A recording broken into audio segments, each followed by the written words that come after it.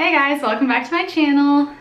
Today I'm doing Charlie's 1 month update slash my postpartum update. First of all, let's talk about Charlie. Probably about time for him to take a nap, so I don't know if he might fall asleep during this video. He has gained 2 pounds in the last month, and he also grew 2 inches. We just had his 1 month doctor's appointment. And so he's already grown out of a lot of his clothes, and right now he's wearing like 0 to 3 months clothes. The first month as new parents has been a little intense and a little crazy. We had basically no idea what we were doing, but I do feel like we're getting closer and closer to having like some type of routine or like flow to our day. But yeah, in the beginning it was a little crazy. The first night home we got no sleep. I guess the first thing that I'll talk about is breastfeeding. That's something that people always have a lot of questions about, like how that's going. He took to breastfeeding really well at the hospital, and he was latching really well. Like I kept having the nurses check his latch and stuff, and they would say like he's latching really well.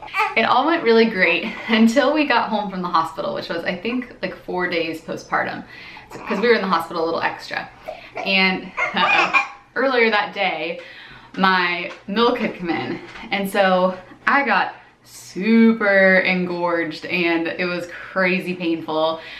And I don't know if it was the engorgement or if it was the fact that the night before at the hospital he had an all-night jaundice treatment, and so I don't know if maybe he just got overly tired or if it was the engorgement kind of like changed, you know, the shape of things. One of the two, but that whole night he would not nurse, and it was like really stressful and frustrating for both of us because I could tell he was really hungry, but he wouldn't latch on. It was like he had kind of like a sleepy latch, like he just wasn't like sucking any milk out, you know? And that went on for the whole next day too. I guess the next half a day. I was just realizing like, oh my gosh, I bet he's probably not taking in enough milk, and I need to do something because that's really bad. I got out the pump that my cousin had given me, and it's the Medela Pump and Style or something like that. I don't know, I'll put a link to it below, but I had planned on like not pumping. I was like, I'm gonna be home all day with him, I'm not gonna need to pump, so I didn't have any of that stuff ready, which was stupid. So I had to like set all that stuff up and pump real quick. Started giving him the pumped milk because, yeah, he just wouldn't latch on. So I didn't feel like he was probably getting much milk. Although I did call our lactation consultant that day, and she was like, he might be getting more than you think. Like it might just be that he's not latching strong because your milk is like coming at him too fast because you're so engorged. So anyway, that was not how I expected like breastfeeding to be when your milk came in. And breastfeeding in general, I didn't expect like to have so much milk. I think I'm almost like an overproducer. Like sometimes it kind of chokes him. Yeah, it's just been a lot of milk everywhere and a lot of like leaking. Oh, and then also, so for the next like I think it was like 2 days, we gave him pumped milk, and we also went to the store and bought formula to have as a backup because I couldn't get ahead of the pumping, and he was like really hungry, and so I was like, we need to have something, like, because sometimes we'd give him the pumped milk and he would still be hungry just because it was hard for me to like get ahead of it, if that makes sense. So we supplemented with formula. Basically, like if he would take the pumped milk and still seemed hungry, we'd give him like an ounce of formula or something. Do you not want this anymore? It's just staring at me. I'm talking about you. I'm talking about you. So anyway, and then of course I had all of these like concerns about nipple confusion and things like that. But after those 2 days of doing that, I just tried to nurse him again, and he nursed fine. We ever since have just been doing regular old exclusive breastfeeding. I pump every once in a while. Like I pump once a day, every day or two, I don't know. Basically in the mornings is usually when I'll do it, and I'll just feed him on one side and pump on the other. And that way we have a bottle so that in the evenings when Wes gets home from work, I can have like a little bit of time to do something. Like, by the way, we have not had any nipples. We have not had any issues with nipple confusion. We've given him a pacifier, we've given him a bottle. Yeah, he breastfeeds fine. So the main sort of issue that we had this month that made this first month pretty hard, I thought, was around week 2, he started getting what we now know is reflux, but I didn't know what was going on at the time. And basically he would just be, I mean, I guess you'd call it fussy, but it was like intense fussy. Like he would kind of scream cry. Basically, if he wasn't eating or didn't have the pacifier in his mouth or wasn't sleeping, he would be crying. Like there was no, like now where he's just, well, he has the pacifier now, but lately he's been more like he can just sit calmly and just look at me and you know, focus his eyes and stuff and just look around the room. But he was not doing that at all for like a week or two. He would want to nurse like around the clock. Like there were days where it seemed like all I did was nurse him. Anyway, so at his pediatrician appointment, we were telling him that. And we also said that when we lay him on his back, you have to lay babies on their back to go to sleep. And he would have this kind of like rattly sound. The pediatrician asked like what type of crying, like what does it look like when he cries? And I said he like arches his back and he just looks like he's in pain. It was like a colicky type of cry. And he said that based on what we told him, he said it sounded like reflux. Even though, and I said, well, he's not spitting up a ton, like he spits up some, but I wouldn't say it's like an abnormal amount. But he said that it can still be reflux because it's coming up, it's just not coming up far enough to get all the way out, you know. But it's enough that it's making him in pain. And then what's happening is he's in this vicious cycle of nursing, getting the acid reflux, nursing, wanting to nurse again for comfort, and then that makes the acid reflux worse. So it's like a vicious cycle. So he prescribed us Zantac to give him 3 times a day. It's almost time for his second dose actually. He's been on it now, this is day 4, and I'm definitely noticing a big difference, like just in his ability to sit, you know, and be content. Sorry about Chester. But you know, as first time parents, you don't know what is normal. And I know that like babies are fussy sometimes, and I had also read that like this is the fussiest stage, and then once you get to 3 months, they're a lot less fussy, and you know, crying is normal. So it was just hard for me to know like when you had reached the level of it being something more serious. So anyway, it was hard, I'm not gonna lie. Like it's a weird kind of hard because you love the new baby so much. Obviously he's so cute and like everything's so cute, but it's really hard to see him in pain like that. And it just makes you feel like a bad mom, like you can't soothe your own baby. It is just like a shock to the system, especially if you don't have any other kids, so you don't really know what to expect or what's normal, or you don't have anything to compare it to, you know? So yeah, so this first month has been a little crazy, but I can already tell that it's getting a lot better. He also recommended that sometimes, which I haven't been doing this the past couple of days, but I did it the first couple of days when he recommended it, and it did help, was to just pump like a tiny bit before I feed him, because my letdown, like I was saying, I think I produced too much or something, and so my letdown was super strong. And it was like choking him. Like he'd start nursing and he'd be like, that did help. But I haven't been needing to do that since. What I've been doing instead is just leaning way back. Like almost, when I nurse him, I almost lean flat on my back and then put him kind of like head down.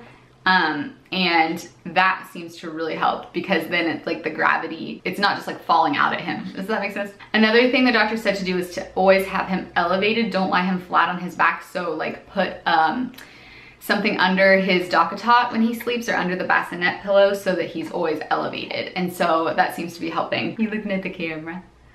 Can you say hi, handsome? Can you say hi? Oh, you're so cute. His umbilical cord fell off around 1 week with no problems at all, and it was kind of funny because it was at night and we were on the phone with, we have like a 24-hour nurses hotline, and I had called that because he was just so fussy like this and gassy. We thought it was gassy at the time. I don't think that's actually what it was just this like reflux. And so she was giving us some tips, and all of a sudden, like I was on the phone and I look over and Wes was just like holding the umbilical cord stump, like, and it had fallen off. And his belly button looks really great. Like it healed up really well. Since then, we've been able to give him baths, and he absolutely loves taking baths. Like the warm water, we take the warm water and like pour it on his belly and stuff. I think that's just like a really soothing thing to him and helps him to really relax. So we do that at night. We don't use soap every night because that dries out their skin. So we do like soap every other night, and then the rest of the nights we just do water. Just recently, he started focusing his eyes a lot more, making eye contact. Like you can see he's looking at me right now, and newborns don't really do that at first. They they can't really, I don't know if they don't have good eyesight or what. He didn't used to make eye contact like that, and it's so cool once they start doing that. And he even will smile at me sometimes. It's not for like very long. Like if I make a silly face, sometimes there have been a few times now that he's smiled, and that's really, really fun. Like it just melts your heart. Oh, sleep, duh, I should talk about sleep.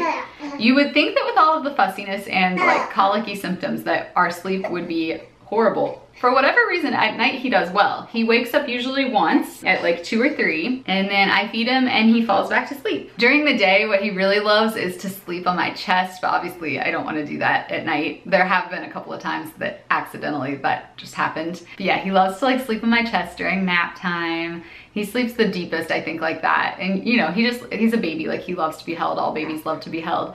And I just try my hardest to like hold him as much as possible, especially now knowing that he's dealing with these like reflux issues and tummy issues. I just want to try to comfort him as much as I can. And I know that it won't be forever. So I'm just trying to remind myself of that, because obviously like everything else has been suffering, like the house, my hygiene, my business, like everything. But you know, you have to prioritize, and he comes first. So something that's helped us a lot. Oh, you had to burp, didn't you? Did that feel good? Something that has helped us a lot are implementing the 5 S's. If you guys are familiar with that, whatever it is, movie thing, the happiest baby on the block. They help a lot, like especially like if we give him a pacifier and put a swaddle on him and shush real loudly, or actually better yet, I have a white noise app on my phone and I turn that up, and usually those 3 things alone, like he gets so much more calm. So look that up if you guys aren't familiar with what I'm talking about, but it's super helpful. One other thing I want to mention about Charlie is he has clogged tear ducts. So he gets, which is really common in babies. I think I heard that like half of babies get it. So he gets these like crusty, kind of like goopy thingies on his eye, and we just have to take like a warm wet washcloth and wipe those off every so often. And the pediatrician said that should heal on its own if we just keep doing that. It'll eventually go away. Okay, and then real quick, I'll talk about my postpartum stuff. So I mentioned in my labor and delivery story that I lost a lot of blood during birth, and so my iron, my hemoglobin, I think there's a difference. My hemoglobin was really low. In the hospital, it was down to a 5. And it's supposed to be at 12 to 15. Like when I tell people it was at a 5, they're just like, oh, like if they know anything about this, which I didn't know anything about it. So when she said it was at a 5, I was just kind of like, what's that mean? But yeah, it was pretty low. And so I've been taking iron ever since I got out of the hospital. At my most recent blood work, it was up to an 11.7, which they call like borderline normal because it's 12 to 15, so it's almost 12. I still have to take iron every day. I'm also still taking my prenatal every day. So I take iron, prenatal, a probiotic, and then I also take Colace, which is a stool softener that they recommended because obviously iron, well, not obviously, you might not know this, I didn't, but iron like constipates you really bad, so also taking that. Sorry if any of this is like TMI, but this is postpartum stuff for you. The other thing is the bleeding. So I bled a lot because I had a C-section and like a really long labor. And those are 2 things that make you bleed more. So a lot of people, like the bleeding, postpartum bleeding stops at like 2 weeks, and mine still hasn't completely stopped yet, which is annoying because it just seems it's like the longest period of life. My C-section incision is healing well. It's healing well. It's still, you know, tender. It's still sore to the touch. I think it'll probably will be for a while, but it is healing. I wear these like compression underwear. It's like C-section underwear. I don't know. I'll link to it in the description box. And I'll also talk about that in my C-section recovery video that I do. But that seems to help because that keeps like clothes from rubbing against it, which would be so painful. I also still have some pelvic floor pain and discomfort, which is normal, I think, especially when you push for 4 hours. And it's not as bad as it was. Emotionally, I'm feeling a lot better now. I wouldn't say that I was depressed. I did probably have like a little bit of the baby blues. I think that's normal. And that was mainly because of his like constant crying and discomfort, and then also my just like healing, you know, like the more that I have healed, the more of a routine that we've gotten in and stuff, I feel a lot better emotionally than I did. It's just such a shock to your system to all of a sudden it hurts to get in and out of bed, and your boobs hurt and you're bleeding like crazy, and you know, you can't lift anything. Like I felt like my body like wasn't my own anymore. Like it was just I felt like I had been to like battle or something. Like I don't know, I was just, my whole body was sore at all times. And then I also had to take care of a newborn who was having all of this like discomfort and just crying nonstop all day. So, you know, it was just a lot. But like I said, I'm feeling a lot better now because all of those things are getting better. He's developing more like alertness, and which is really fun. And yeah, we're getting into more of a routine now, and I just know what I'm doing a little better now. It's funny how much you can learn in like a month. So I lost 20 pounds, and then that was where it stopped. So I still have 15 pounds to lose because I gained 35 total. I haven't put in any effort at all. So yeah, you know, once I like start taking it seriously and getting my diet under control, I'm sure that I can lose those 15 pounds. It's just I haven't been putting in any effort because literally my meals have been like 5 seconds, and I just like go in the pantry and rip something open and stuff it in my face as quickly as I can before he starts crying again. So it's not the best diet plan. Now that things are getting better, I think that I'll have more like mental capacity to actually think about what I'm eating and like taking a little more time to prepare my food. I'll show you a little video of him so you can see what he looks like. So this is Charlie at 1 month old. He likes to stick his tongue out. Hi, Charlie. Chester's barking downstairs. Why is he barking? What do you think? What do you think? Huh? Say, Chester, would you be good? And then I'll also show you my postpartum belly for a month out. Okay, so this is my postpartum belly. I feel like my stomach went down pretty well, like on its, I really haven't done anything, you guys, like anything. I don't know, I guess just because I have a long torso, like my belly didn't really get very big, but I've got some like jigglage going on, and I've got I can see that like linea nigra thing, which is kind of funny because I didn't notice that at all when I was actually pregnant. And these are those C-section undies that I was talking about. So yeah, real cute around here.